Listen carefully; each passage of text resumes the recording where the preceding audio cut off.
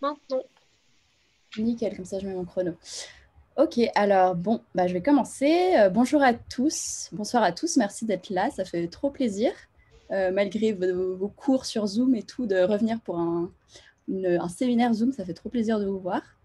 Donc aujourd'hui, je vais un peu vous parler de la physique des particules en fait, mais je vais aller pas trop dans les détails parce qu'on va pas se mentir, si je devais faire un séminaire sur ma thèse, alors même moi, je suis pas sûre de tout comprendre et ce serait pas forcément hyper intéressant. Donc, du coup, ma petite présentation, elle va se séparer en deux parties. Donc, d'abord, je vais vous faire une intro en fait, à ce que c'est la physique des particules, comment le modèle standard est construit, et un petit peu mon sujet de thèse. Et puis après, j'avais envie de donner une patte un peu plus personnelle en disant un peu mon expérience ce que c'est la recherche, un peu ce que j'ai fait pendant le master et un peu quelques conseils que je peux donner du haut de ma très longue carrière, n'est-ce pas? Donc, on commence avec la construction du modèle standard. Alors là, j'avais envie de faire une intro un peu du style historique, en allant un peu dans qu'est-ce qu'on avait au début et qu'est-ce qu'on a à la fin. Donc, au tout début, je ne suis pas remontée à Démocrite, les Grecs et tout ça. Mais alors, si on parle de cette époque où on pensait que les particules les plus petites, finalement, c'était les atomes, on avait en 1860 Mendeleïev, ce grand physicien russe, qui a fait donc la table périodique des éléments qu'on connaît bien, et qui a classé ces atomes dans une table en leur donnant des propriétés. Donc il y avait des propriétés qui étaient connues, mais pour les gens à l'époque, c'était vraiment les atomes la plus petite chose à l'échelle de la matière. Et en fait, le premier qui a été un peu plus loin que l'atome, c'est Thomson. Donc, il a fait une expérience avec un faisceau d'électrons, un rayon cathodique, qu'il a réussi à faire dévier avec un aimant. Et grâce à ça, il a réussi à déterminer qu'en fait, il existait une particule qui était 1000 fois plus légère que l'hydrogène, qu'il a appelé l'électron parce qu'elle est chargée négativement. Et en fait, quand on lui a demandé, OK, tu as trouvé l'électron, mais comment est-ce que en fait, tu organiserais ton atome, toi? Et ben, lui, il a donné ce modèle du plum pudding ou du pudding à la prune. Et il disait en gros que l'électron, c'était la charge négative qui était à l'intérieur de ce pudding et il y avait une espèce de pâte à charge positive tout autour. Donc, je ne sais pas trop d'où il a sorti ça, mais en tout cas, en 1911, un de ses élèves, Rutherford, lui a prouvé le contraire et lui a dit moi, je vais faire une expérience pour savoir à peu près, un peu ce qu'il y a dans cet atome. Et il a fait cette fameuse expérience de la feuille d'or où il bombardait une feuille d'or avec des électrons. Et en fait, c'est deux de ses étudiants qui devaient compter le nombre de fois que l'électron passait de l'autre côté de la feuille et le nombre de fois qu'il rebondissait. Et il trouvait qu'il y avait une toute petite proportion d'électrons qui rebondissaient et donc il y avait un noyau dense au milieu des atomes d'or. Donc ensuite, en 1930, donc à ce stade-là, on a trois particules élémentaires, entre guillemets. On a donc le proton et le neutron qu'on a dans le modèle de Rutherford dans le noyau, et l'électron découvert par Thomson. Et en fait, il se trouve qu'il y a un autre type de rayonnement qu'on ne comprend pas, qui vient du ciel, en fait, et qui est les rayons cosmiques. Et on n'arrive pas à l'expliquer ou à le décrire avec une de ces trois particules connues. Donc, en fait, dans les années 40, on va commencer à développer les premiers accélérateurs, au début linéaires, pour essayer de comprendre, de reproduire ces rayons cosmiques et de comprendre un peu de quoi il s'agissait. Donc, du coup, comment on les reproduit? Finalement, c'est en faisant ces collisions, ces collisions entre particules, parce qu'en fait, c'est exactement ce qui se passe dans les rayons cosmiques. On a donc des particules lourdes qui arrivent de l'espace et qui se cognent avec les molécules qu'il y a dans l'hydrogène et qui créent de nouvelles particules. Et en fait, à cette époque-là, on a trouvé plein de nouvelles particules et on l'a appelé plus tard, un peu péjorativement, le particle zoo, parce qu'en fait, on trouvait des particules, mais on ne comprenait pas vraiment pourquoi, on ne comprenait pas d'où elles venaient. Et d'ailleurs, maintenant, c'est un truc qui plaît pas mal aux gens du business, parce qu'ils vendent des petites peluches protons avec des quarks à l'intérieur. Et par contre, les physiciens, ils n'aimaient pas trop ça, justement, parce qu'il n'y avait pas d'explication sous-jacente, en fait. On découvrait plein de particules, mais on ne comprenait pas quel était le formalisme ou le mécanisme fondamental derrière. Et du coup, dans les années 60, donc il a fallu attendre 20 ans quand même, il y a eu donc ce gars-là, Gell-Mann, qui a dit « Ok, moi, je regarde un peu ce qu'on a découvert, les distributions des masses de ces particules, etc. Et je vois des patterns, en fait, un espèce d'ordre, une symétrie qu'il y a dans ces particules. Et cette symétrie, elle serait explicable par un nouveau modèle qui s'appelle les quarks. Donc, si j'introduis, donc à l'époque, il y en avait 2 ou 3, il n'y avait pas encore les 6 qu'on a maintenant, mais 2 ou 3 quarks, j'arrive à comprendre le pattern des particules, leur distribution, la distribution de certaines de leurs propriétés, comme leur charge, etc.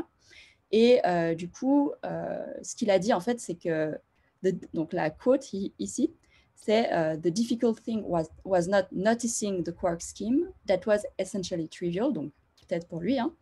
What was difficult was believing that it had any relevance. Donc, en fait, croire que ce modèle des quarks, c'était vraiment la réalité. Et alors, c'est bien joli de faire des théories. Moi, je suis une expérimentaliste et j'aime bien dire qu'il faut quand même qu'on voit les choses pour qu'elles existent dans notre théorie, qu'elles soient confirmées. Donc, du coup, en 1968, un de ces accélérateurs, donc celui de Stanford, le Linear Accelerator de Stanford, le SLAC, il va faire une expérience où en fait, il scanne des protons, donc de l'hydrogène en gros en soi, avec un faisceau d'électrons, et il l'utilise vraiment comme un espèce de projectile pour voir en fait, pour probe l'intérieur de la structure du proton. En fonction de comment l'électron est dévié, on va pouvoir savoir qu'est-ce qui compose ce proton. Et en fait, il se trouve qu'ils vont trouver les fameux quarks de Gell-Mann, donc du coup, lui, il était très content. Et à partir de ça, on a pu établir cette liste des 12 particules, donc des fermions élémentaires de matière. Donc ici, donc on peut le voir ici dans ce magnifique tableau que vous avez déjà dû voir, que vous verrez beaucoup de fois. Donc en vert ici, on a les particules comme l'électron qui s'appellent les leptons. Et en fait, ils sont toujours accompagnés d'un modèle, d'un petit frère non chargé électriquement et beaucoup plus léger. Donc, en fait, on verra plus tard, mais dans le modèle standard, ils n'ont carrément pas de masse, mais en réalité, ils en ont une toute petite. Et les quarks, donc les plus légers qui composent le proton et le neutron, c'est le up and downs. Et après, en fait, il y a plusieurs générations, donc copies de cette colonne-là. Il y en a 3 exactement. Alors, pourquoi il y en a 3? Ça a été déterminé expérimentalement, on le verra après. Et en fait, du coup, on a 3 versions de ces deux quarks et puis du lepton chargé et de son neutrino. Et ce qui sépare en fait ces saveurs ou ces familles, c'est leur masse. Donc, on a une famille ou une saveur avec des masses les plus petites qui composent en fait les particules qui nous forment, nous, donc les protons, les neutrons et les électrons. Et après, il y a plein d'autres. Enfin, il y a plein d'autres. Il y a encore 2 autres saveurs avec des masses beaucoup plus grandes. Et alors, pourquoi ces ranges de masses sont différents? En fait, on ne sait pas vraiment. Et jusqu'à maintenant, on a des idées, mais on n'a pas le point final. Donc ça, c'est encore un mystère. Ça s'appelle la hiérarchisation des masses. Alors maintenant, on va parler un peu des forces. Donc les forces dans la nature, il y en a 4 seulement, qui expliquent toutes les interactions qu'on peut voir dans notre univers et dans notre vie quotidienne. Donc la première, on la connaît tous, c'est celle qui nous fait galérer à nous lever le matin pour aller sur notre ordi voir des cours sur Zoom. C'est la gravitation. Donc la gravitation, elle a déjà été modélisée dans les années 1600 quelque chose par Newton. Et elle a été légèrement peaufinée, n'est-ce pas, par Einstein, donc avec sa théorie de la relativité générale, qui a ensuite été vérifiée par des données cosmologiques, etc. Et la différence avec les autres forces que je vais montrer, c'est que cette gravitation, elle n'a pas réussi à être quantifiée. Donc ça veut dire qu'il n'y a pas de particule qui est associée à la gravitation. Je ne vais pas m'étendre là-dessus, mais c'est un grand puzzle dans la physique des particules, justement. On n'arrive pas à inclure la gravitation. Alors ensuite, une force très importante et qui a en fait été à la base de ce formalisme, c'est l'électromagnétisme. Donc l'électromagnétisme, elle est associée à ce boson d'échange, le photon. Donc le photon, c'est le petit paquet d'électromagnétisme.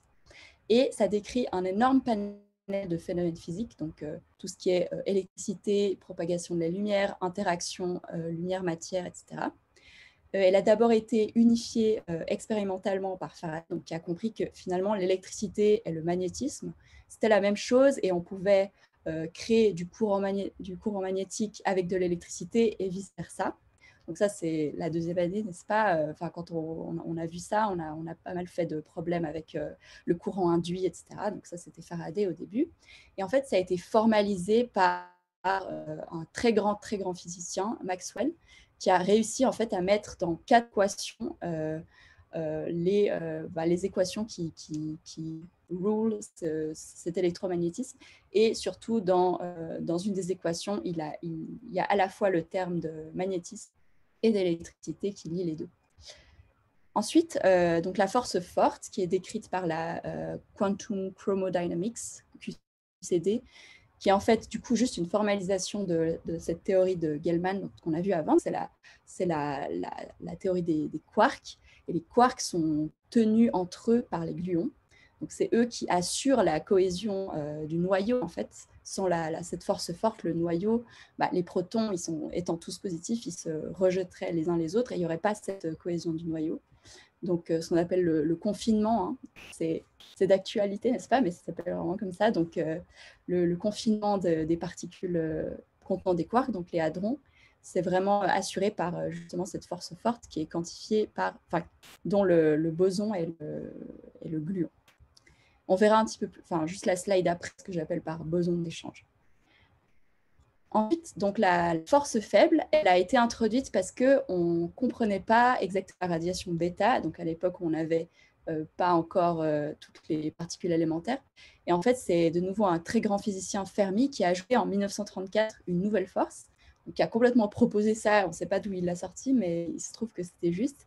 Et il a introduit du neutrino, c'est ce qui va compléter cette réaction. Il va ajouter la nouvelle force qui est, c'est pas exactement interne à l'atome ici, je suis désolée, c'est plutôt pour justement ces réactions radioactives ici. Et en fait, ce qui est super intéressant, donc là on a nos 4 forces. Et juste après, en fait, il y a ces 3 personnes. Alors, je ne sais pas pourquoi Glashow a été rejeté du nom de la théorie. Ça s'appelle la Weinberg-Salem Electroweak Theory. Donc, en fait, dans les années 60, il y a des gens qui ont fait un peu comme Maxwell avec l'électricité et le magnétisme. Et ils ont unifié, en fait, cette force-là et cette force-là, l'électromagnétisme et la force faible. Et en fait, ça devient 2 aspects de la même force. Et du coup, c'est super fort. On n'a pas encore réussi à unifier la force forte avec. Donc, c'est une théorie un peu autiste, on ne va pas se mentir. Enfin, je ne connais pas beaucoup de gens qui ont envie de faire de la QCD parce que c'est très, très compliqué et c'est très empirique. Et on n'arrive pas à l'unifier pour l'instant avec les autres forces, les 2 autres forces. Et la gravitation, même histoire, on n'arrive même pas à la quantifier. Donc, dans le futur, tout le monde parle de cette goutte, donc de la Grand Unification Theory, et tout le monde aimerait bien justement qu'on puisse unifier tout ça. Donc, c'est ce qu'on espère atteindre avec des accélérateurs encore plus grands et encore plus énergétiques. Alors, du coup, voilà, on a notre modèle standard. Donc, le modèle standard, c'est quoi? Le modèle standard de la physique des particules, en fait, c'est la théorie qui va décrire à peu près toutes les interactions au niveau des particules. Donc, il est conçu à la fois sur la mécanique quantique et la relativité. Donc, la base de cette idée de quantification, c'était l'effet photoélectrique au début du XXe siècle. Donc, l'expérience, c'était la suivante. On avait un papier, enfin, une feuille en métal contenant des électrons libres. Et en fait, on l'éclairait avec lumière. Et en fait, cette lumière apportait de l'énergie aux électrons et certains électrons pouvaient s'échapper. Et en fait, ce qu'on trouvait, donc le résultat de cette expérience qu'on n'arrivait pas à expliquer, c'est pourquoi est-ce que le fait que l'électron soit éjecté, le taux d'électrons éjectés, ne dépend pas de l'intensité de la lumière, donc si je mets la lumière plus fort ou moins fort, mais uniquement de sa couleur. Donc, par exemple, une lumière bleue avec une longueur d'onde plus courte va plus éjecter d'électrons qu'une lumière rouge. Mais il n'y a pas de différence avec l'intensité. Et en fait, c'est Einstein qui a d'ailleurs reçu un de ses prix Nobel pour ça, qui a expliqué ça en disant, en fait, moi je pense que c'est dû au fait que l'énergie, elle s'échange, donc la lumière apporte son énergie, non pas de manière continue, comme on avait cette image avec la représentation ondulatoire de la lumière, mais sous forme de paquets. Donc c'est le premier à... Alors, je ne sais pas exactement si c'est le premier, parce qu'il y a aussi eu Planck, etc. Enfin bref, il me semble que c'est le premier à parler de cette quantification et des paquets d'énergie. Et du coup, un peu plus tard, dans les années 60, Feynman et ses amis ils ont, formalisé cette quantification au champ électromagnétique, et ça s'appelle la quantum electrodynamics. Donc, c'est l'électrodynamique qu'on fait en troisième, mais quantifiée. Et du coup, il arrive à expliquer plein de phénomènes électromagnétiques avec cette forme-là. Et du coup, voilà, j'ai fait un magnifique dessin pour illustrer ça. En fait, du coup, le photon, donc ce qu'on a en tête, la particule, c'est une particule qui a une certaine caractéristique qui fait qu'elle s'appelle boson. Et on la représente comme une particule qui est échangée entre les particules de matière. Et c'est ça qui fait leur interaction, en fait. Je crois que j'ai oublié une ligne, pas grave, mais je voulais juste dire après que cette tendance à quantifier les champs, elle a été généralisée par Young et Mills, et puis c'est eux qui ont appliqué ça à plein d'autres champs, en fait, et ça a donné la Quantum Field Theory, donc la quantification des champs. Et en fait, c'est grâce à cette théorie-là qu'on a quantifié tous les champs, le champ faible, tous les champs, et qui fait qu'on a justement ces bosons d'interaction-là. Donc ça vient de la QFT, en fait, de la quantification des champs. Voilà. Et du coup, au final, la théorie, elle prévoit un boson pour l'interaction électromagnétique, qui est le photon, 3 bosons massifs, parce que le photon n'a pas de masse, mais 3 bosons massifs d'interaction faible, donc des W chargés positivement et négativement et un Z neutre, et 8 bosons d'interaction forte, les gluons. Et du coup, maintenant qu'on a cette théorie toute belle, on a envie d'observer ces particules. Donc là, je vais vous montrer une petite vidéo qu'on a tournée il n'y a pas longtemps, où en fait, on est dans le LEP, donc le Large Electron Positron Collider. Donc, il a été construit dans les années 80 à Genève, donc c'est exactement le même tunnel où il y a le LHC maintenant. Et du coup, je vous montre ça. J'espère que vous entendrez. Et là, il était mis là parce que c'est bien à voir les détecteurs anciens. Donc, ok, je vous montrerai un peu plus précisément pour le LHC, mais là, du coup, on est devant une des expériences du LEP. Et c'est juste pour que vous ayez un peu une petite impression de à quoi ça ressemblait. Ils sont jolis à regarder, aussi parce qu'à remonter, c'était plus difficile d'avoir ça dans la caverne, dans la partie protégée. C'est bien à voir ça pour regarder l'histoire. Entre 1989 et 2000, le tunnel qui est actuellement utilisé par le LHC, en fait, il y avait non pas des protons qui se collisionnaient, mais des électrons et des positrons. Et sur ce LEP, il y avait 4 expériences. Cette expérience qu'on voit ici, c'est une de ces 4 expériences. Elle s'appelle Delphi. De son temps, avec ses 11 mètres de haut, Delphi était une des plus grandes expériences. Maintenant, elle fait figure de nain face à des géants comme CMS ou Atlas, avec ses 25 mètres de haut. Ces détecteurs sont disposés en couches cylindriques autour du tube de faisceau. Donc le tuyau que vous voyez ici, en fait, c'est ce qu'on appelle le beam pipe, et c'est là-dedans en fait que les électrons et les positrons se collisionnaient. Chaque couche effectue une mesure spécialisée, tracking, mesure de l'énergie, identification.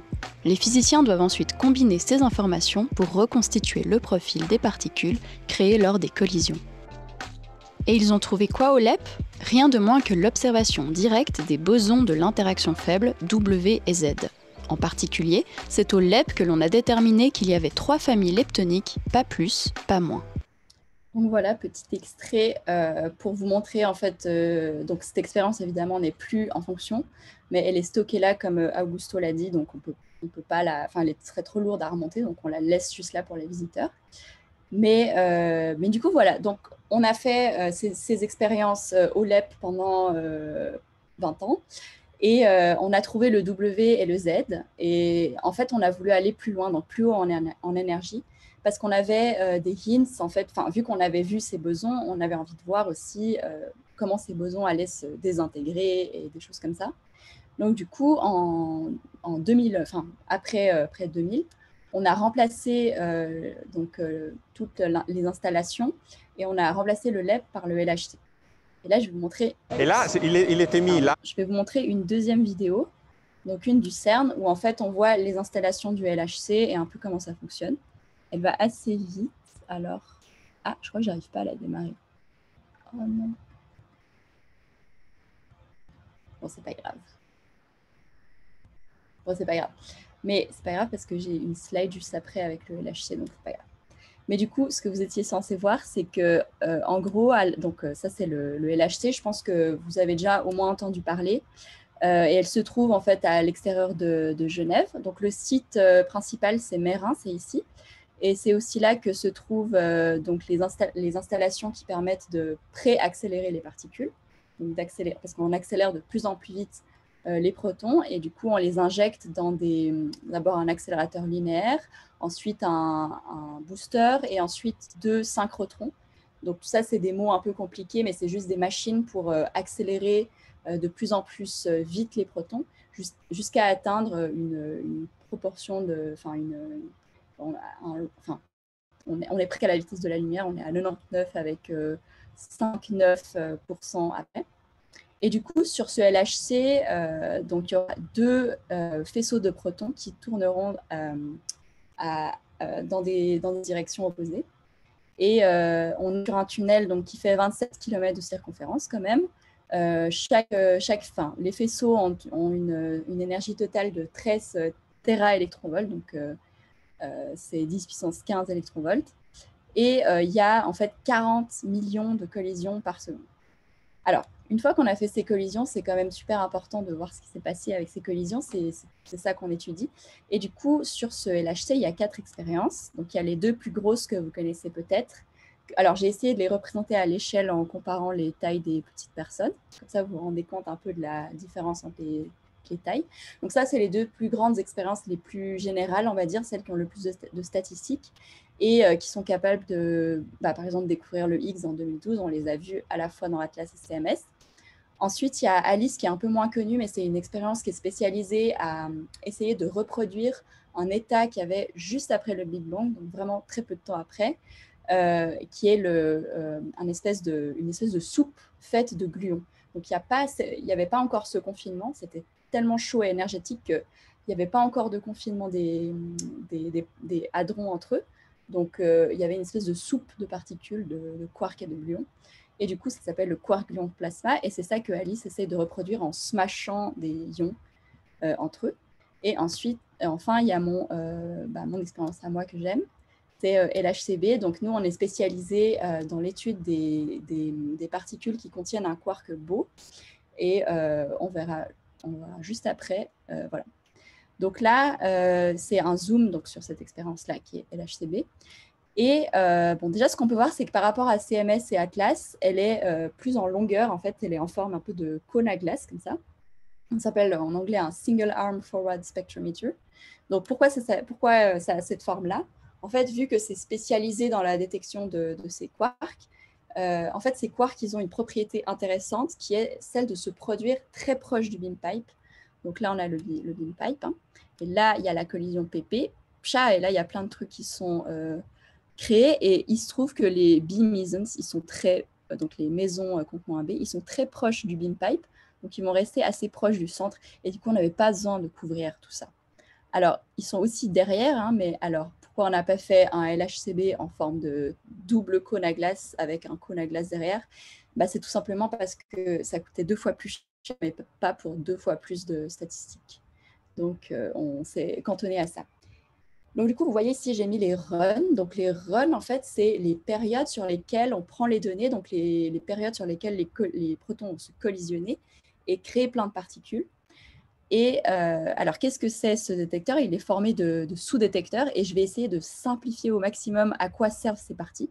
Donc, on a ces 3 machins qui sont des trackers, donc en fait en trajectographe en français, et qui permettent de reconstruire la trajectoire des particules en fait. Et donc, du coup, ici, on a un vertex locator qui permet de vraiment filtrer, en fait, parce qu'il y a plein de réactions qui viennent de la collision. Et nous, on est intéressé qu'à certaines réactions. Donc, du coup, ça va super bien filtrer, en fait, les réactions qu'on veut observer. Et puis là, on a des trackers qui vont permettre justement de savoir par où passent les particules. Là, on a un aimant qui vont permettre de faire dévier par la force de Lorentz les particules chargées et du coup, nous donner une mesure de leur quantité de mouvement, aussi super utile. Ensuite, on a les Cherenkov detectors. Donc, je ne vais pas expliquer ici en détail ce que c'est, mais en gros, ça permet d'identifier les particules parce qu'en fonction de leur masse, les particules ne vont pas laisser le même type de signature dans ces détecteurs. C'est très jolis détecteurs d'ailleurs qui font une lumière bleue qui est une espèce de comment on dit j'ai oublié. Là, oui. En fait, c'est comme, ce serait une analogie du mur du son pour les avions qui vont super vite, là, mais dans la lumière, en fait. C'est quand une particule arrive à aller plus vite que la lumière dans le milieu d'un Cherenkov et du coup fait une espèce de mur d'énergie bleue et l'angle de ce cône va dépendre de la masse. Donc au final, j'ai expliqué alors que je n'expliquerai pas, c'est pas grave. Voilà. Ensuite, on a ces deux gros machins qui sont en gros des énormes blocs d'un matériau très dense comme du plomb et qui permettent d'arrêter les particules. Donc, c'est pour ça qu'il est à la fin du détecteur, et aussi de les identifier. Ça fait plusieurs choses parce qu'en fait, tous ces sous-détecteurs, ils travaillent ensemble, bien sûr. On a des algorithmes hyper puissants qui mettent, pour reconstruire un événement, ils vont mettre tout ça en commun pour savoir ce qui s'est passé. Donc, évidemment, chaque détecteur fait plusieurs choses. Mais là, c'est un peu une simplification. Et enfin, on a les détecteurs à muons qui sont tout à la fin parce qu'en fait, les muons, c'est des particules qui n'interagissent pas beaucoup. Et du coup, ils traversent un peu tout le détecteur et on les voit à la fin avec des détecteurs un peu spécialisés pour eux. Alors, ici, je vous montre ce qu'on fait finalement en tant que physicien des particules expérimentales, comment on reconstruit des événements. Donc là, je vous ai mis un exemple, en fait, c'est un BS qui se désintègre en 2 muons. Donc, c'est quoi un BS? Alors, le BS, c'est juste le nom de la particule, mais sa composition en quarks, il y a 2 quarks comme ça qui sont confinés et ils sont confinés parce qu'ils s'échangent plein de gluons et du coup, ils restent collés comme ça. Et du coup, il y a un quark beau et un quark strange. La charge totale électrique est nulle et du coup, elle se désintègre par force faible en 2 muons. Donc du coup, comment est-ce qu'on va reconstruire un tel événement? Donc déjà, vous voyez ici en bas à gauche, ici on a la collision PP qui va faire plein de choses. Et là, on représente avec les lignes, on représente que les événements qu'on a sélectionnés comme ce qu'on pense être des BS en 2 millions. Donc il y a encore plus de choses évidemment, mais on ne les a pas tous sélectionnés. Pour des raisons de mémoire d'ordinateur, de rapidité, etc., on doit faire un filtre. Donc là, c'est ce qu'on a. Et ensuite, on voit donc tous les traits blancs, c'est ceux qui sont finalement rejetés de notre sélection. On pense que ce n'est pas exactement ce qu'on cherche. Et après, vous voyez les 2 traits roses ici, c'est les muons qui ont été reconstruits donc, dans les chambres à muons, très précisément. D'ailleurs, à l'HCB, on est super fiers de ça. On est très bon en reconstruction de muons. Et on voit que ces muons ont ce qu'on appelle un vertex, donc un point d'origine commune, qu'on déduit comme étant le BS. Et le BS, du coup, on voit aussi que ce vertex est différent de l'endroit où il y a eu la PP collision de 14 mm. Donc, on déduit que le BS a volé. En fait, il a été créé ici. Ensuite, il a volé 14 mm et il s'est désintégré.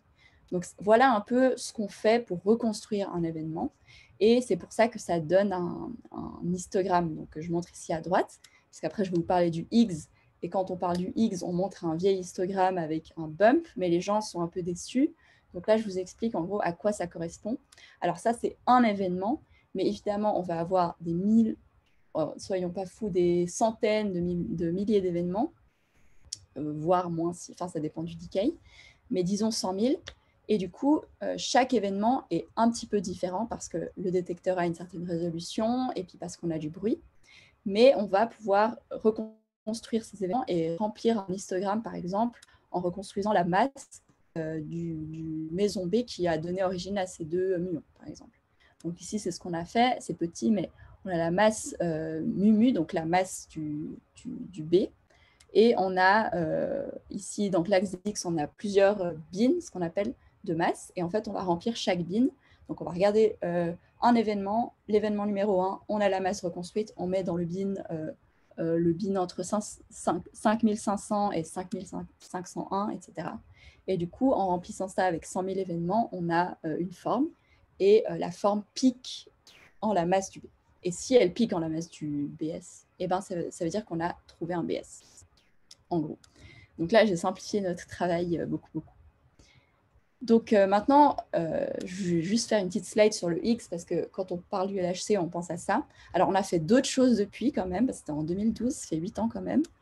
Mais du coup, alors, qu'est-ce que c'est le Higgs? Je pense que vous avez entendu toutes les analogies possibles et imaginables sur le champ de Higgs, etc.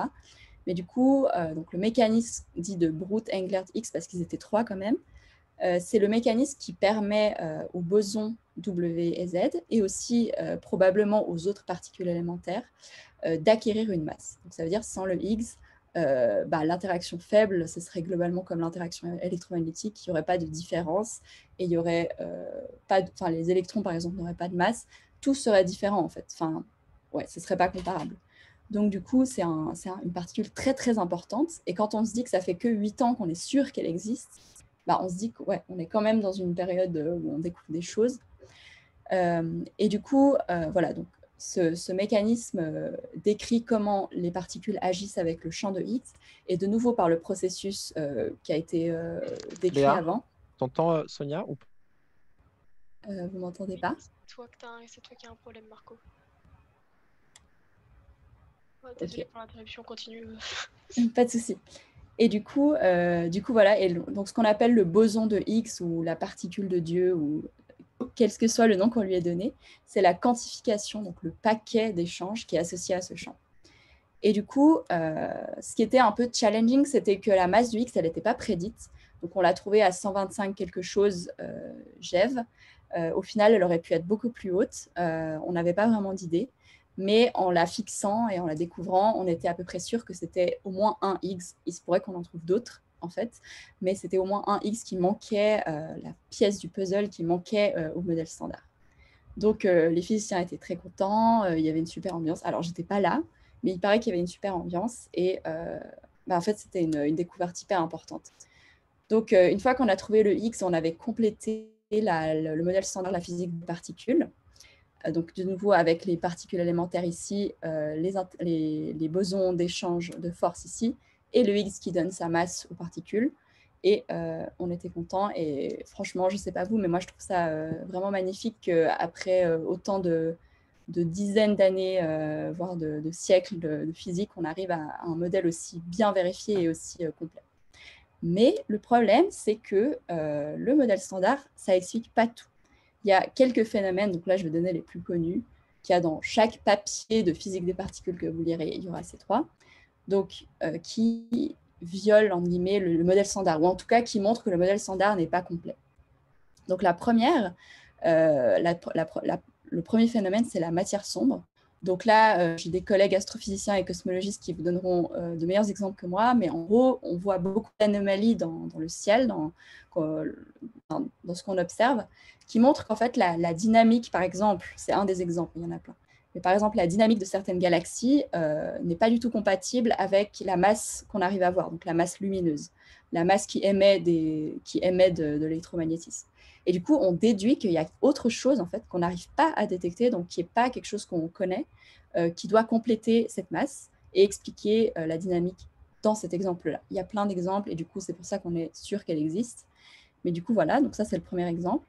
Ensuite, on a l'oscillation des neutrinos. Donc, l'oscillation des neutrinos, c'est ce phénomène où les neutrinos, sans que ce soit autorisé par le modèle standard, changent de saveur.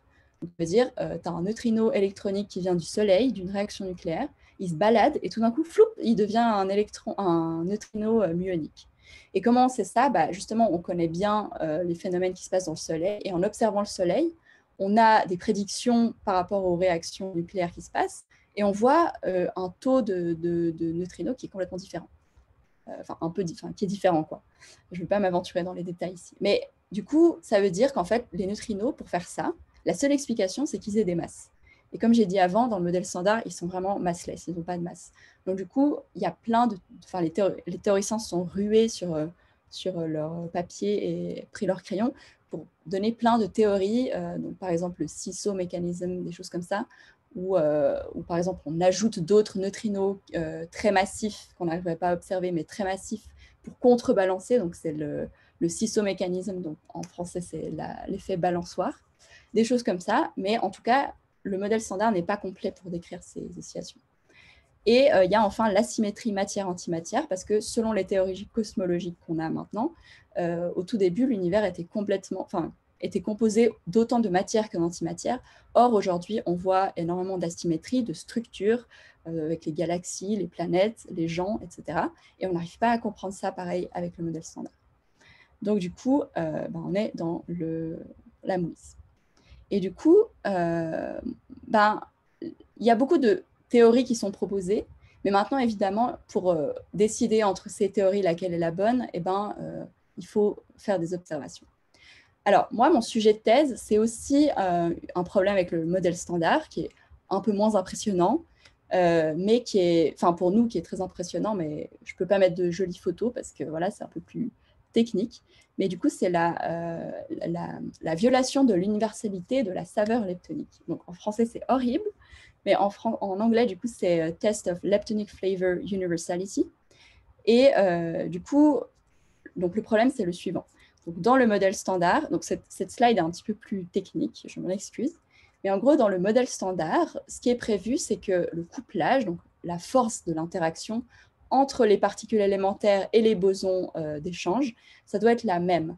Donc, ça doit être la même avec toutes les saveurs. Donc, du coup, on est censé voir autant de Z qui se decay en électrons, en 2 électrons qu'en 2 muons. Et aussi, le modèle standard, il apporte des prédictions très solides sur les taux de désintégration. Donc, combien de Z0 au total se decay en 2 électrons, 2 muons, 2 tau, etc. Et il se trouve que, expérimentalement, on a observé cette universalité dans certaines désintégrations, qu'on dit purement leptoniques, mais dans d'autres désintégrations donc, qui ne sont pas purement leptoniques, donc qui ne sont pas juste en 2 électrons, 2 muons, mais qui contiennent autre chose, on trouve qu'il y a une différence. Donc, comment est-ce qu'on mesure cette différence? Donc là, on a ce ratio qui est, en gros, c'est le rapport entre combien on observe, par exemple, de B qui se decay en quelque chose et 2 muons, et qui se decay en quelque chose et 2 électrons. Et on trouve qu'en fait, il n'est pas compatible avec le modèle standard. Donc là, le modèle standard prévoit le truc en jaune, et on voit que, surtout dans certaines ranges d'énergie, on a quelque chose de pas du tout compatible. Alors, si on avait plus de statistiques, si ces intervalles expérimentaux étaient plus bas et on avait plus de statistiques, en fait, on pourrait dire qu'on a fait une découverte, une observation. Mais en fait, on n'a pas encore assez de statistiques. Donc, du coup, on n'a que le droit de dire qu'on a un hint ou une tension. Mais on continue de travailler là-dessus, bien sûr, parce que si ça se confirme, ce serait quelque chose de très, très important. Donc, en gros, ma thèse, elle sera là-dessus. Je ne vais pas vous montrer les détails parce que ça fait qu'1 an que je suis dessus et du coup, il n'y a pas encore de résultats montrables. Mais je pensais que c'était plus important de montrer un peu cette construction et comment on en arrive là. Donc, ah oui, donc ça, c'était pour représenter ma boss qui se frottait les mains et qui me proposait mon sujet. C'est pour ça que je travaille là-dessus. Et du coup, voilà, donc là, j'ai fini pour la physique. Et je vois que je suis déjà à 38 minutes, donc je ne sais pas si je peux continuer, mais je pense que c'est une partie quand même intéressante pour les gens. Continue, t'inquiète. Cool. Alors, donc maintenant, je vous ai parlé de physique, mais c'est quelque chose que n'importe qui et beaucoup de profs, de très bons profs, peut faire mieux que moi.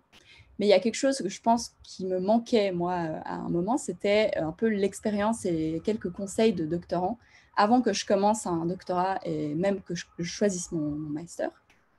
Donc, je vais vous parler un petit peu de mon parcours et de ce que j'ai fait et ce que j'en ai pensé. Donc là, c'est une photo de l'avant-coronavirus, quand on pouvait encore être plein de gens et pas porter de masque. Et c'est une photo de ma promotion, donc voilà. Donc, en gros, je vous rappelle juste la structure du master, c'est quelque chose comme ça. Donc, il y a 2 ans, moi, j'ai fait le master en physique. Et du coup, il y a cette première année où, en gros, vous devez choisir plein de cours dont vous n'avez pas vraiment d'idée. Donc, il y a des gens qui font des cocktails un peu bizarres et il y a des gens, enfin, ceux qui font particules, qui s'intéressent aux particules, par exemple. Il y a énormément de cours, donc ça, c'est cool. Donc, personnellement, j'ai pris pas mal de cours, autant théoriques que expérimentaux en particules. Et je les ai beaucoup aimés, donc ça m'a intéressée, j'ai voulu continuer. Et du coup, j'ai fait ma 2e année dans un labo de particules, donc le labo de physique des hautes énergies. Et en fait, cette deuxième année, vous avez donc la spécialisation avec un projet de spécialisation en 2 parties. Je vais un petit peu préciser après. Là, c'est juste le truc que j'ai montré à mon interview de PhD. Et une partie plus d'analyse de données. Et ensuite, vous avez votre projet de master. Donc, moi, je vais vous parler, pas de tout parce que c'est trop long et trop spécifique et tout ça, mais juste vous montrer un peu quelques projets. Donc, je vais vous parler des 2 TP et du projet hardware de spécialisation. Donc, si vous êtes en 3e là et vous vous dites l'année prochaine, j'aimerais faire un master au LPHE, donc le premier semestre, vous allez faire un TP qui va être un TP plus expérimental dans le sens où vous allez vraiment toucher à l'expérience, mais un peu à toutes les étapes. Donc ça, c'était vraiment bien. D'ailleurs, il y a Gaëlle qui pourra vous donner son avis, si elle a bien aimé ou pas. On l'a fait ensemble l'année passée. Donc ça, c'est une des expériences, c'est l'accélérateur de Van der Graaf. Donc, alors, le problème, c'est que maintenant, on n'a plus ça dans notre labo parce qu'il a été jeté, parce que Jacques Dubochet a voulu... en gros, son labo a développé un nouveau microscope ou je ne sais pas quoi. Et du coup, ils nous ont viré notre accélérateur pour le mettre à la place. Et on n'était pas contents, mais peut-être qu'il sera ailleurs après. Mais bref, du coup, c'est un accélérateur de Van der Graaf, donc avec en gros une ceinture et des phénomènes électrostatiques, vous arrivez à accélérer des particules chargées à des énergies pas très hautes, mais assez pour faire des expériences intéressantes. Donc ici, on fait un phénomène de fusion et on crée des neutrons. Et le but de l'expérience, c'est de mesurer la vitesse des neutrons. Donc, du coup, pour faire ça, ça a l'air très simple. Mais d'abord, il faut comprendre un peu tout ce chenille et comprendre comment ça fonctionne, comment fonctionne le détecteur, comment fonctionne l'accélérateur, les détecteurs, les parties sensibles, comment ces détecteurs sont reliés à l'informatique, finalement, d'abord à l'électronique, comment est-ce qu'il envoie son signal électronique. Et puis après, une fois qu'on a tous ces signaux, il faut un peu les mettre ensemble en faisant des magnifiques câblages. Et en comprenant un petit peu le système électronique. Je ne rentre pas dans les détails, mais en gros, pour vous assurer que vous avez une certaine réaction, il faut que vous ayez plusieurs signaux qui arrivent en même temps. Par exemple, ici, on a 2 détecteurs qui sont un peu redondants, mais justement pour s'assurer qu'on a un vrai truc qui arrive à gauche et à droite, qui vole de là. Je ne vais pas rentrer dans les détails. Si vous êtes intéressé, on peut en parler offline ou quoi. C'est juste pour vous montrer un peu à quoi ça ressemble. Et du coup, après, on a notre appareil, on doit le calibrer avec une source radioactive et on va commencer à faire les mesures. Donc, on va détecter des neutrons et on va faire plusieurs mesures en changeant la distance, etc.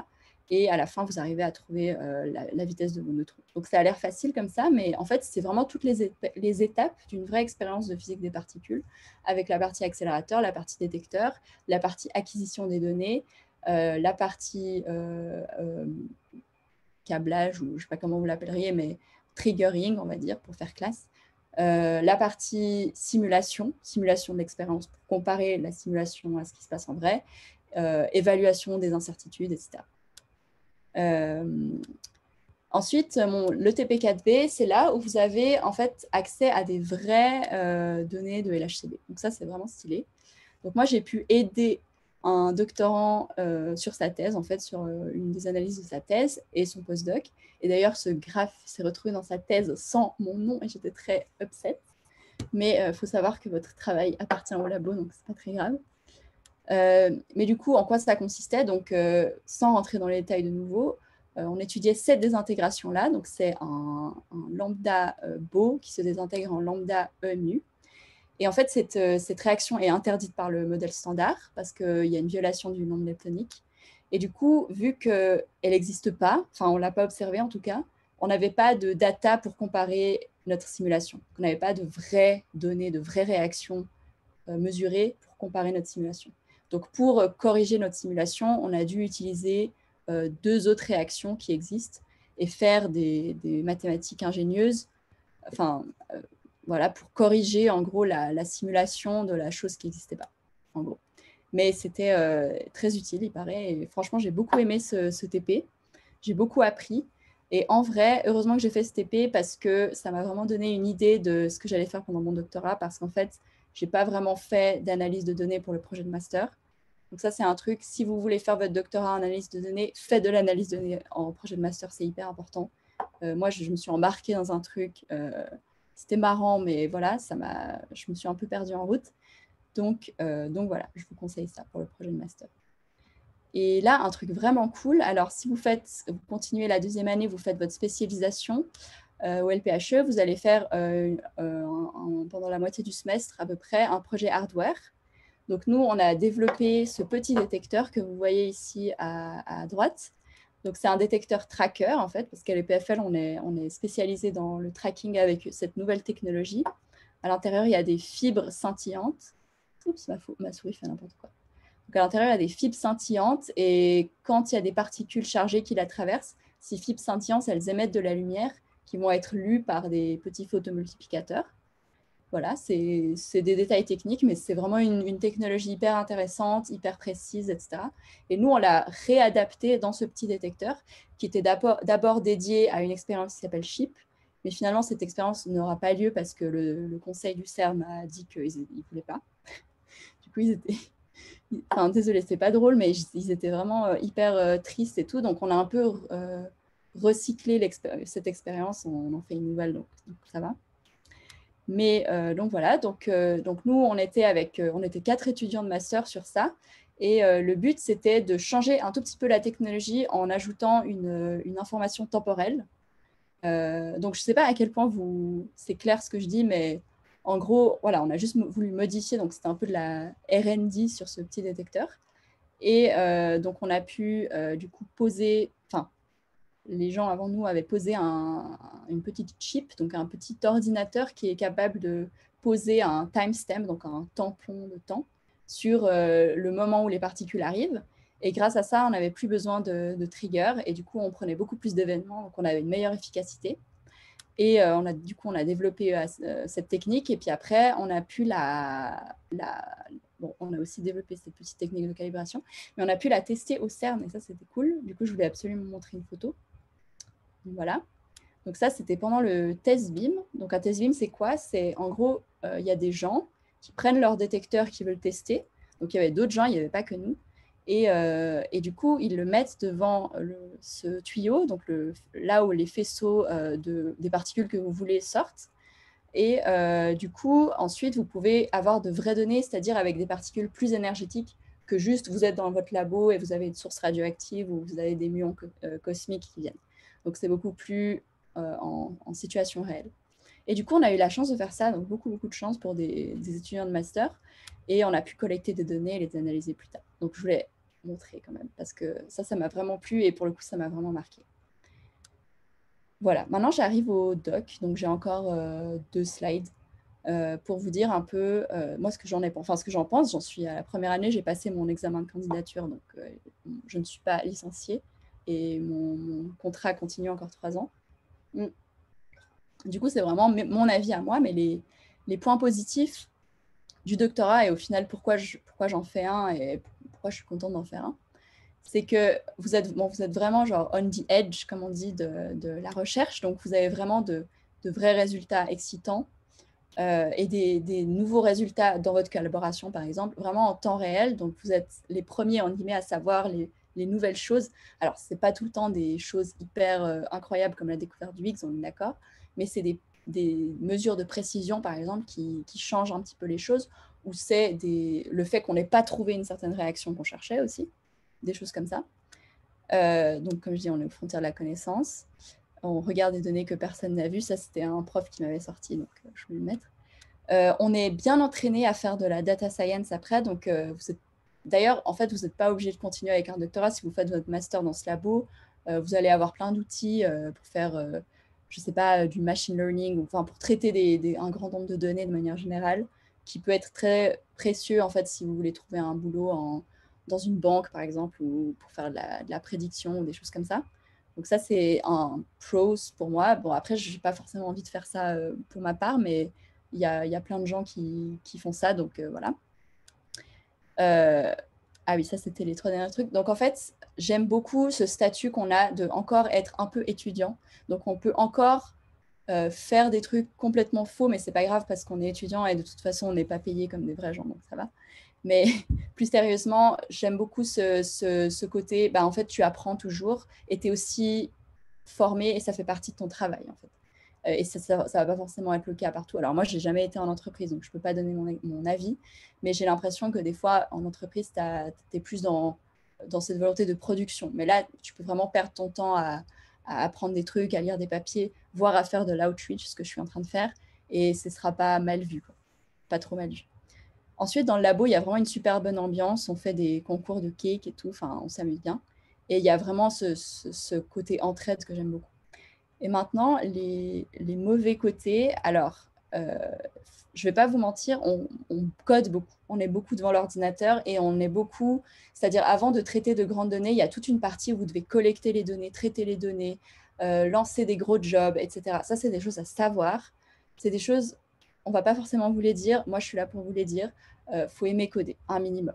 Si vous détestez ça, vous ne pouvez pas le sentir, vous voulez vraiment juste être en labo et faire des petites choses, c'est vraiment pas ça. Là, on code parce rien que pour accéder aux données, c'est énorme en fait, c'est un travail, c'est hyper compliqué ce qui se passe. Donc, il faut comprendre, il faut savoir comment gérer les softwares, etc.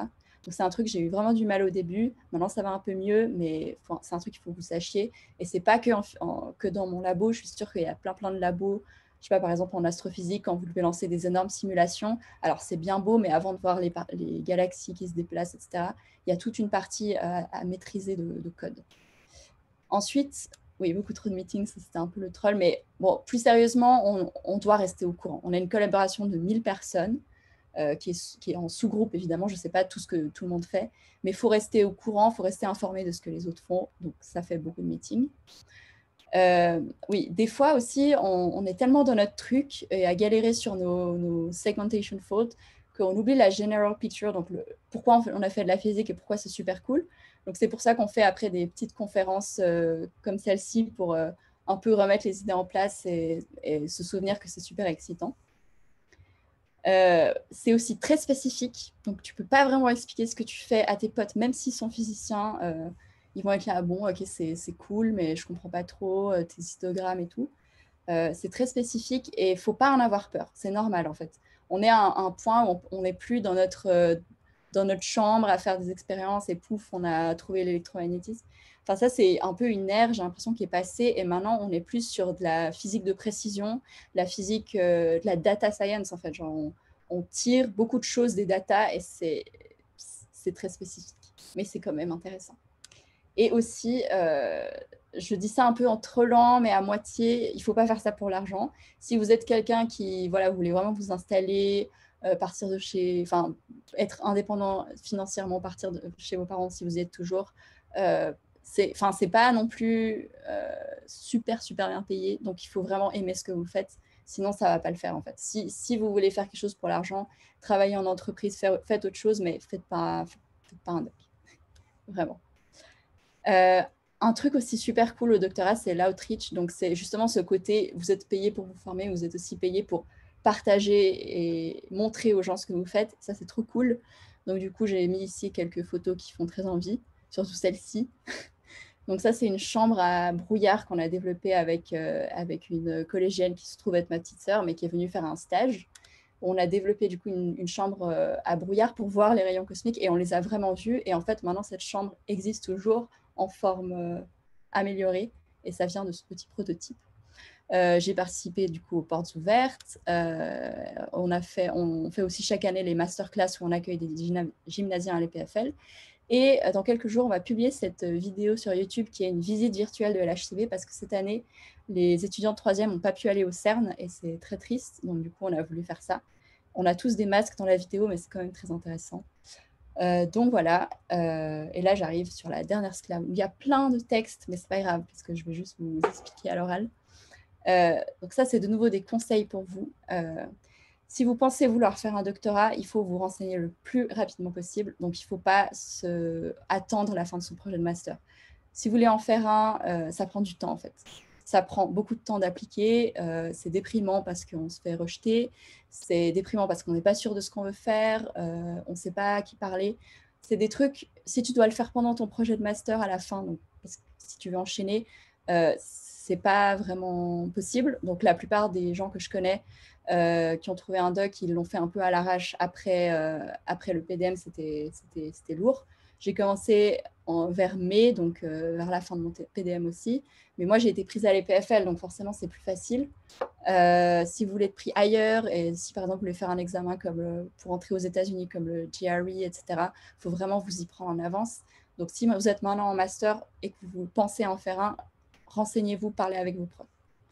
Ensuite, si vous hésitez encore sur le domaine, donc ça, je dirais plutôt pour les gens qui ne sont pas encore en master, qui ne savent pas trop, faites des stages. Parce que vraiment, ça, c'est un truc que je regrette de ne pas avoir fait. Pendant le bachelor, vous avez le temps, mais pendant l'été, je veux dire, on a 11 semaines de vacances. Maintenant, j'en rêve, mais 11 semaines, alors il faut profiter, il faut se reposer, etc. Mais je pense que c'est hyper important aussi de voir d'autres choses. Et puis, il n'y a pas vraiment d'autres occasions à part l'été ou des choses comme ça pour faire des stages, aller dans les labos. C'est des stages qui sont souvent payés, donc franchement, profitez-en. Et comme ça, vous découvrez plein de labos et vous savez un peu mieux ce que vous voulez faire. Et le dernier conseil, c'est la recherche, c'est un monde particulier. Donc, du coup, vous allez sûrement, malheureusement, être désillusionné par rapport aux grands idéaux de première année. Alors, on avait tous ces idéaux de devenir prof, etc. Alors, je ne dis pas que parmi les gens qui écoutent, personne ne deviendra prof, au contraire, mais il faut juste savoir que c'est hyper compétitif, c'est pas facile, c'est pas super bien... Enfin, c'est pas très stable, c'est pas super bien rémunéré. Il y a plein de bons côtés. Je veux dire, c'est un métier, si on est passionné, c'est génial. Mais il faut quand même être conscient que c'est pas facile. C'est pas un truc facile, quoi. Donc voilà.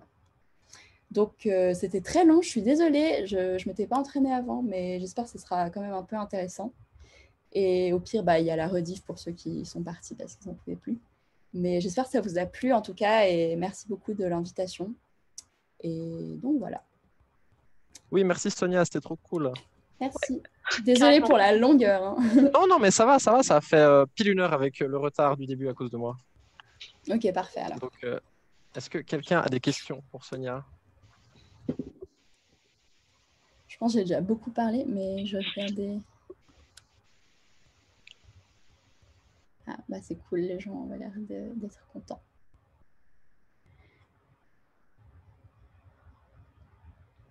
Et même si là, vous n'avez pas de questions parce que j'ai parlé 1 heure quand même, n'hésitez pas à m'envoyer un mail. Moi, je suis vraiment quelqu'un qui aime beaucoup discuter de ces choses-là. Donc, que ce soit pour la physique ou si vous avez besoin de conseils, etc., n'hésitez pas.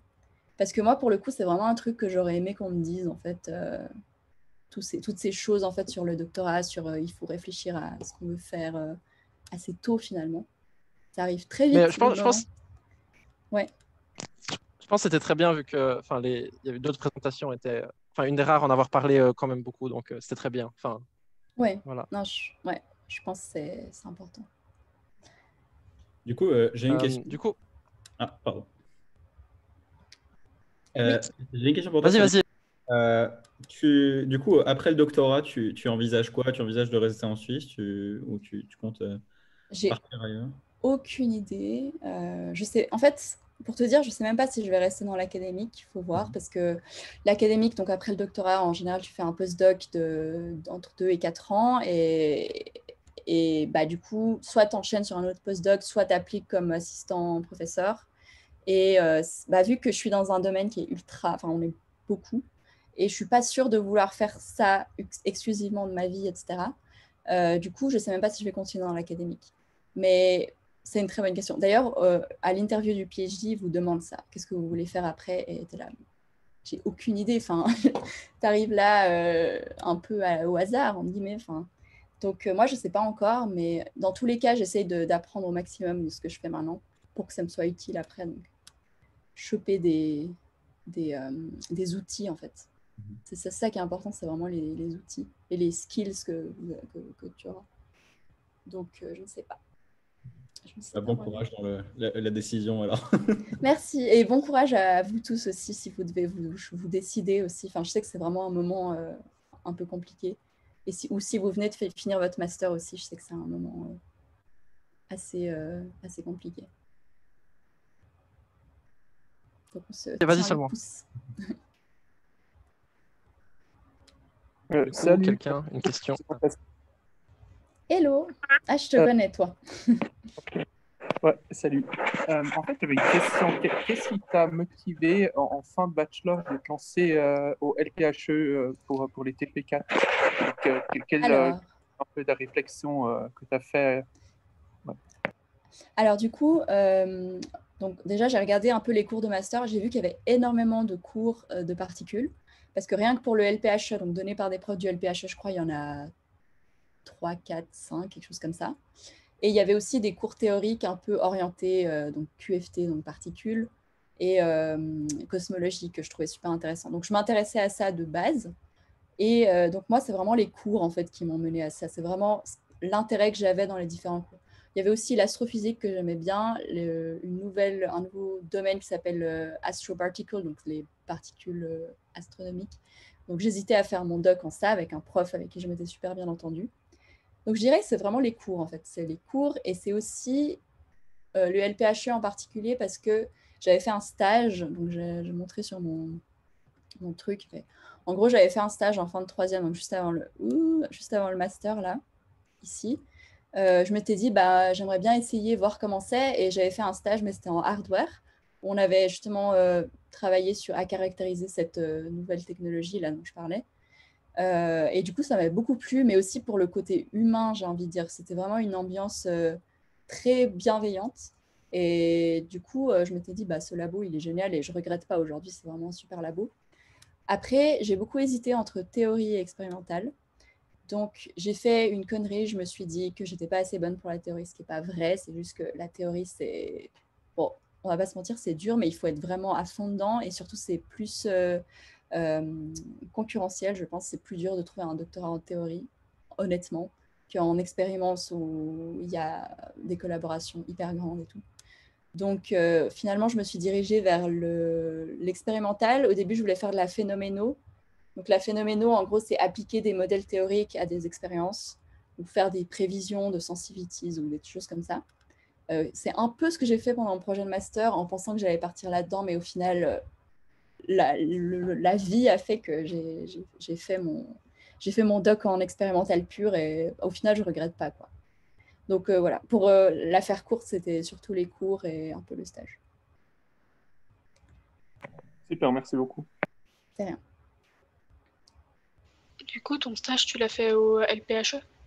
Ouais, c'est ça. Je l'ai fait, mais avec l'équipe hardware, donc l'équipe des gens qui travaillent sur le détecteur. Ok. Et vous pouvez faire des stages dans tous les labos de l'EPFL. Je ne sais pas si des gens ont les expériences de stage, mais enfin, moi, j'ai plein d'amis qui ont fait des stages et qui ont un peu demandé à plein de labos. Et j'ai l'impression que pendant l'été, vu qu'il y a plein de gens en vacances et tout, ils ne sont pas contre avoir des étudiants de bachelor un peu. Ouais, c'est dommage, nous, cette année, c'était un peu mort avec Ouais. les examens. Non, ça, c'est sûr. Ça, je suis consciente, c'est pas facile de... Mais même de suivre les cours. Enfin, c'est vraiment pas une période facile pour étudier, ça, c'est sûr. Mais je sais pas. Je sais pas ce qui pourra être fait, du coup, peut-être l'été prochain, quoi. J'espère.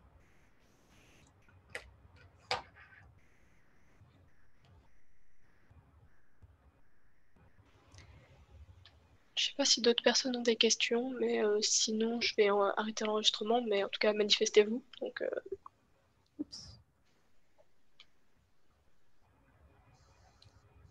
Je pense que j'ai saoulé les gens. mais non. Mais non, c'est très bien. Ah, c'est chaud. Moi, je peux te poser une question, hein. Mais Vas-y. ça revient à la présentation. Mais je sais plus quel slide c'était, mais quand tu parlais de... Je crois que c'était slide 9 ou 8. Ouais. Alors, attends. Genre, tu parlais des... Enfin, je sais qu'il y a eu... Enfin, il y avait une petite liste des... Voilà, magnifique, là. Enfin, des améliorations au CERN, genre en 2022... Ah, juste après. Enfin, Ah, oui, c'est la là. slide où Celle de... Ouais, celle-ci. Ouais, en haut. Ah non, celle de LHCb? Non, enfin, juste où tu étais avant, c'était marqué run 1, 2, 3. Ouais, ou alors c'est Ah le non, ça, LHCb, ouais. c'était LHCb, ouais. Celui-là, ouais. Ok. Ouais. Mais du coup, il n'y a pas eu un truc, genre récemment aussi, non, ils ont. Enfin, c'était l'année passée où ils ont Enfin, il y avait une amélioration aussi, non? Quelque chose? Ah oui, effectivement. En fait, elle est en cours en ce moment et on y participe. Donc, c'est l'upgrade. Là, je n'ai pas parlé de l'upgrade parce que je ne voulais pas aller aussi loin. Mais en gros, LHCb va être amélioré. Donc, on va changer surtout la partie tracking, en fait, avec des nouvelles technologies. Donc, nous, on a développé les Sci-Fi Trackers ici, qui seront après l'aimant. Et du coup, on va aussi augmenter le taux d'enregistrement des collisions. Donc, on était à... En fait, il y a des collisions toutes les... il y en a 40 millions de collisions par seconde.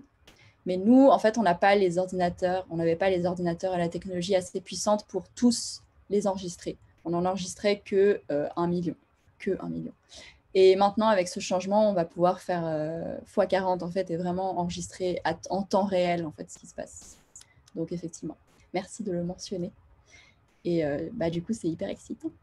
En ce moment, le LHC est éteint, mais on est en train de remplacer les expériences. Donc, c'était censé être l'année prochaine, mais à cause du virus, les gens ne pouvaient pas travailler. Donc, du coup, ça a été repoussé à 2022 pour le Run 3. Trop cool. Ouais, c'est assez Tu devrais excitant. être encore en doctorat quand ça va... Normalement, je pourrais inclure la première année de données dans mon doctorat. En espérant trouver un truc intéressant.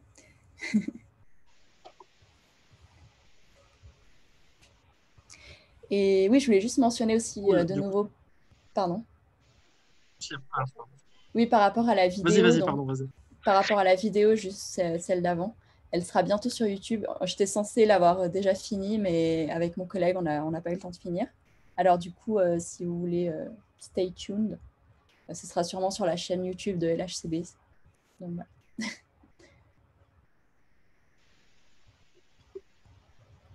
Mais alors, voilà. Une question si possible. Oui. Je suis maintenant en master en première année et puis j'ai exactement suivi le même parcours que toi jusqu'à là et je suis vraiment en hésitation entre la théorie puis la pratique. Enfin, dans le sens que là je suis dans le même labo que toi et j'hésite à changer pour aller voir un truc théorique. Qu'est-ce que tu as comme conseil à me donner par rapport à ça? Comme conseil, tu dis, ou comme cours? Comme conseil, ouais. Comme conseil. Tout simplement en parler avec un des profs du labo, sans réfléchir comme ça, je te dirais ça. Est-ce que tu sais exactement quel domaine t'intéresserait? Parce qu'il y a plusieurs labos théoriques. Il y a en matière condensée, il y a en cosmo, il y a en particules, il y a en théorie des string theories, théorie des cordes avec Benet-Denes. Donc, ce que je te conseillerais, c'est de regarder un petit peu ce que chaque labo fait. Et après, bon, déjà, il faut peut-être... Est-ce que tu as pris quelques cours de théorie quand même? Oui, ouais, j'hésite avec le labo à Ratazzi en physique des particules. Ouais, justement. Franchement, Ratazzi, il est cool. Hein. Tu peux sans autre lui parler, lui demander un petit meeting et puis tu lui expliques un peu ton parcours, etc. Et en fait, ce que je n'ai pas mentionné, c'est que moi, en spécialisation, j'étais dans le LPHE, mais j'ai quand même suivi un cours à Ratazzi, donc des docs, avec les théoriciens. Et bon, c'est hardcore parce que la spécialisation des théoriciens, c'est 3 gros cours, en gros. Et il faut réussir les 3, plus un projet à côté pour réussir ta spécialisation. Moi, j'avais déjà la spécialisation du LPHE, je faisais ce cours en plus. Donc, je pense que c'est bien de se décider. Moi, c'est juste, je n'arrivais pas à me décider. Et si tu es décidé, ça reviendrait juste en guillemets à prendre ces 3 cours qui sont assez hardcore, mais qui sont faisables et hyper intéressants. Enfin, moi, j'ai beaucoup aimé Gauge Theories. Et du coup, ce serait ça. Tu commencerais par ça, en fait. Tu commencerais par ta spécialisation, ce serait ça. Et après, tu aurais un projet avec lui, etc. Mais il faut voir avec lui s'il y a de la place, des choses comme ça. Donc, je pense que le meilleur truc, c'est vraiment de lui parler et de lui expliquer parce que c'est quelqu'un de sympa et tout, il comprendra. Hein. Donc, ouais. J'ai déjà pris contact avec le professeur et tout ça pour m'enseigner. Et j'aurais peut-être une dernière question pour toi, c'est est-ce que tu sais si c'est possible de switcher un peu des labs, un peu de l'un à l'autre comme ça? Déjà si c'est une bonne idée ou pas? Moi, je trouve que ce serait une trop bonne idée, mais malheureusement, c'est pas vraiment prévu pour. Parce que j'ai l'impression que tu peux pas switcher pendant un semestre, je sais pas, ou une année, tu fais des petits projets par-ci, par-là, parce que c'est pas conçu pour. En fait, tu as un semestre où tu dois faire une spécialisation, donc après tes TP.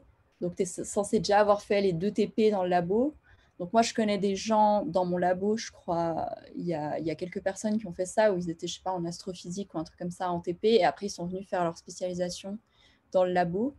Mais c'est pas vraiment conçu pour. Donc si toi, tu as déjà fait ta première année, je sais pas si tu peux pas refaire une deuxième fois ta première année, non? Si tu as les crédits, il me semble que tu peux pas, en guillemets, redoubler, tu vois. Et ça, je trouve, c'est, je sais pas, c'est dommage, mais... Je sais pas s'il y a des gens en master qui savent mieux que moi, parce que je sais plus les Mais détails, mais... tu parles de TP4 ou de... Pardon. Tu parlais des TP4 ou de l'année d'après? Il est en fin de première année, il a dit. Donc, il est en train de faire son TB4. Ah, ok. Ah merde, on est où? TB4, ah pardon. Ouais. Premier semestre du master. Ah ouais, mais c'est nickel Ah, alors. parce que pour les TP... Ouais. Pardon, vas-y. Non, enfin, je disais c'est nickel parce que pour les TP, c'est plus facile de switcher, je trouve, que pour la spécialisation, non? Ouais, tu peux switcher en plus. Enfin, tu peux faire un semestre de TP4 et après, en principe, enfin, ça dépend des profs, ils sont pas tous super chauds, mais en principe, tu peux changer. Ouais.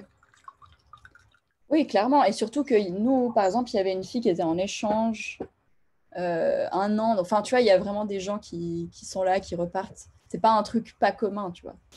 Donc, je pense que tu peux clairement essayer de faire ton TP4B avec lui, quoi. Ok, tip top. Alors, merci beaucoup pour les informations. Mais c'est rien, et bon courage en tout cas. Tu me dis si tu y arrives.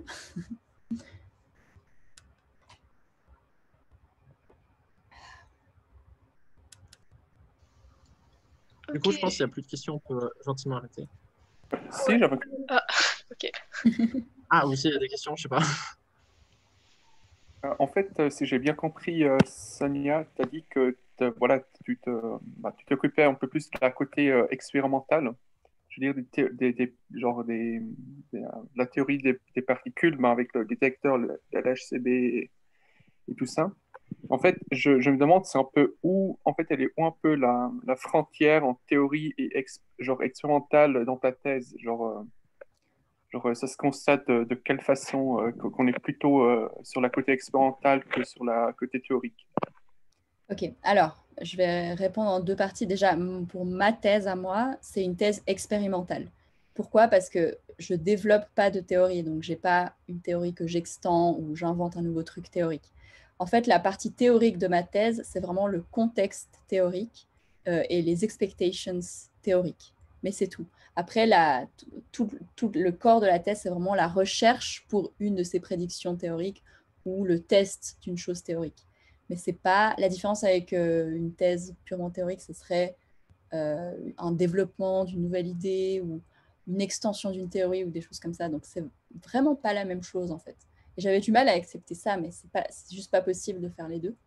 Et la deuxième façon de répondre à ta question, c'est si tu t'intéresses aux deux, si tu aimes bien la théorie, mais que tu aimes beaucoup tout ce qui est expérimental et tu as envie de faire des prédictions pour des expériences ou bien appliquer une théorie à la sensibilité d'une expérience, ça c'est la phénoménologie, en fait. Et c'est le truc que je voulais faire à la base et que je suis un peu dégoûtée de ne pas avoir fait, enfin pas dégoûtée, mais déçue de ne pas avoir fait. Mais voilà, c'est comme ça, c'est juste la manière dont ça j'en sais. Et la phénoménologie, il n'y en a pas vraiment à l'EPFL. En fait, il y a Shaboshnikov, par exemple, qui a un postdoc qui fait de la phénoménologie, avec qui j'ai fait mon projet de master à moitié. Lui, il en fait, mais en particulier, il n'y en a pas vraiment. Par contre, si tu veux faire de la phénoménologie, mieux vaut faire de la théorie en master et ensuite appliquer dans un institut de phénoménologie, comme par exemple, il y a Durham IPPP, pardon, Institut de phénoménologie in particle physics à Durham en Angleterre. C'est un exemple que j'avais dans ma tête qui fait que ça en fait. Et ça, c'est vraiment, je dirais, la frontière entre les deux. Et moi, je trouvais ça super intéressant. Mais moi, ce que je fais, c'est vraiment de l'expérimental pur. Et selon toi, qu'est-ce qui te fascine de la côté expérimental? Bah, moi, j'ai beaucoup... Enfin, toute la partie hardware, j'adore ça, en fait, le côté développement d'un détecteur et le fonctionnement du détecteur. Donc, c'est de la physique qui est différente. Hein, c'est limite de la physique du solide, parce qu'on doit comprendre un peu... voilà, ces semi-conducteurs, etc. J'aimais bien le fonctionnement. Et en fait, c'est juste le CERN de manière générale et le purpose du CERN et ce qu'on fait au CERN qui me plaisait beaucoup. J'aimais bien toute cette hype qu'il y avait en fait, cette hype qu'il y a toujours au CERN pour prouver des choses théoriques. Et le fait qu'il y ait beaucoup de personnes, parce que je suis quelqu'un qui aime bien parler, je pense que ça se voit. Mais j'aime beaucoup les grandes collaborations avec plein d'idées, etc. Donc c'était aussi la forme, quoi, pas seulement le fond. Ouais. Super, merci beaucoup. J'avais encore une toute dernière question, si Oui. ça te va. En fait, comme tu as dit, il y a 1 millier de personnes qui travaillent simultanément sur la. Comment ça se constate dans la vie de chaque jour de collaborer avec personnes en même temps?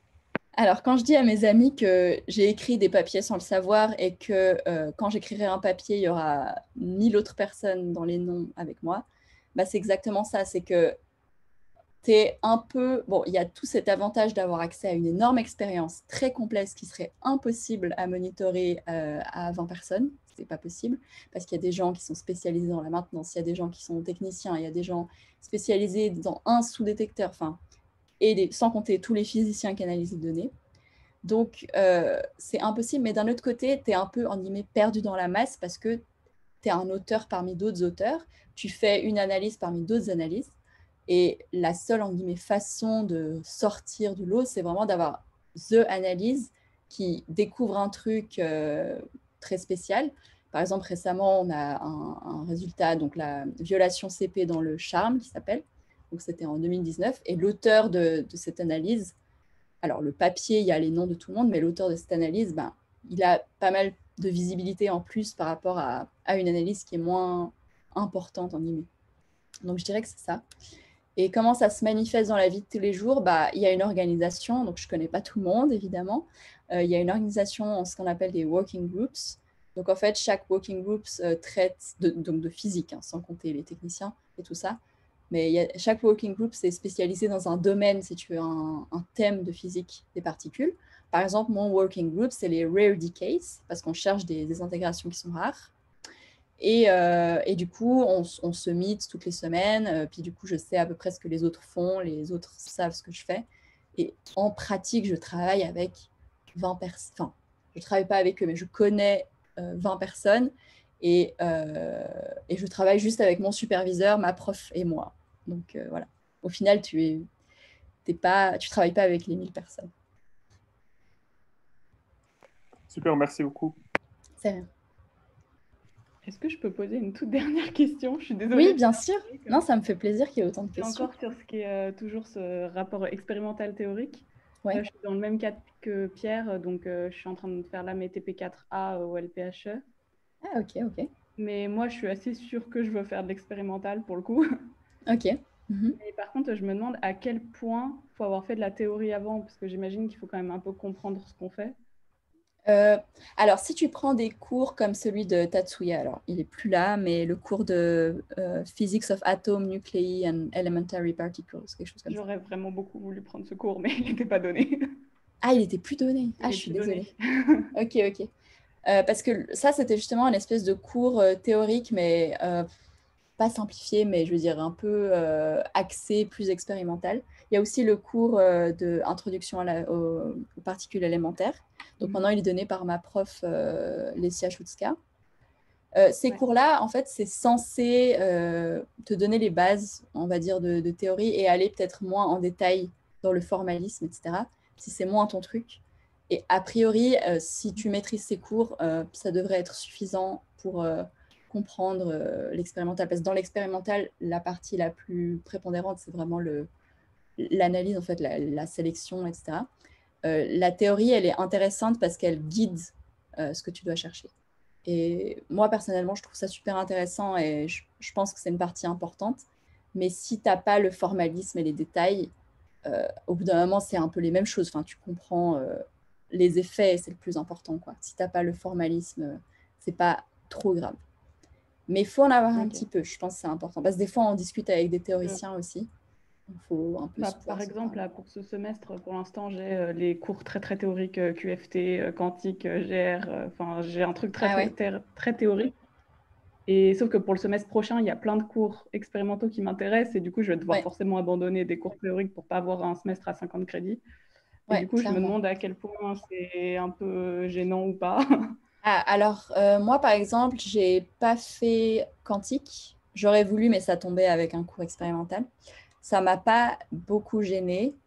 Quantique 4. Mais il paraît que c'est super intéressant. Donc, si tu peux le prendre, prends-le. Mais si tu vois que vraiment tu as trop, ça va pas être mortel en guillemets. Bon, je ne trouvais pas un meilleur adjectif. Ouais.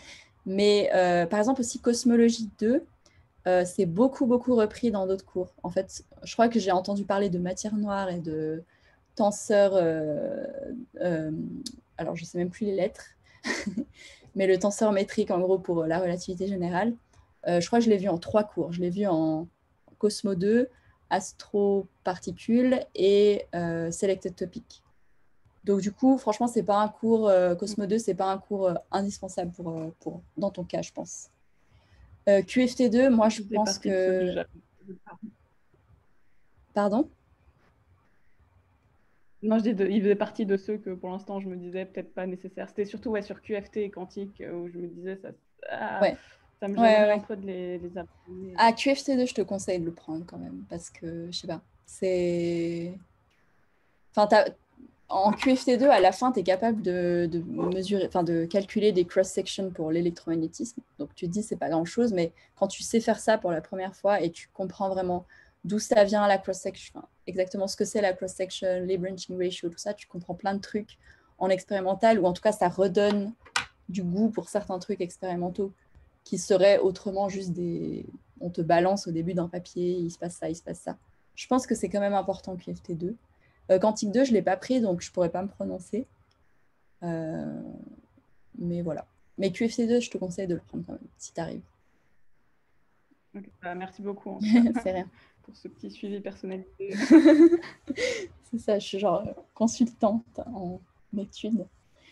Non, mais pas de souci en tout cas. Et bon courage. Merci.